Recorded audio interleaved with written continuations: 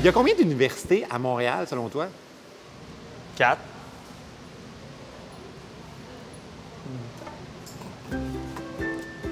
UQAM, Concordia, HEC, puis l'autre. Attends.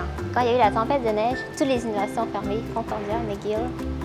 4. Moi, je dirais 4. Concordia, McGill, l'Université de Montréal, UQAM. Bravo! Hey, vous êtes vraiment bonne. C'est en 1878 que l'Université Laval de Québec ouvre une succursale de sa célèbre institution ici, dans la métropole. Même si l'évêque de Montréal, Monseigneur Bourget, aurait préféré de loin avoir une université complètement indépendante pour sa ville. Et quelques années plus tard, dans l'effervescence de ce mouvement intellectuel, on voit apparaître plusieurs institutions ici, comme par exemple l'École polytechnique en 1887, ou 20 ans plus tard, les hautes études commerciales qui vont favoriser l'intégration des Canadiens français au monde des affaires. Mais il faut attendre 1911 pour voir la première femme canadienne-française diplômée, Marie Gérin-Lajoie. C'est finalement en 1919 que l'Université de Montréal devient une entité autonome.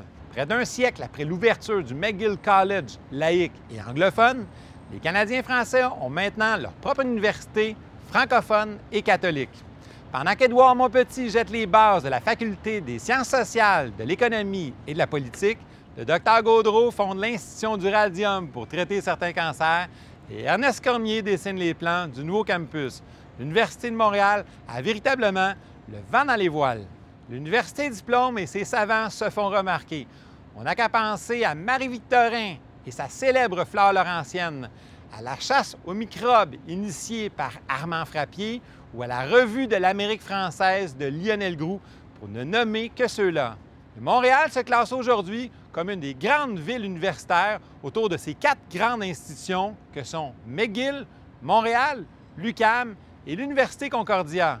Montréal est plus que jamais une grande ville de savoir.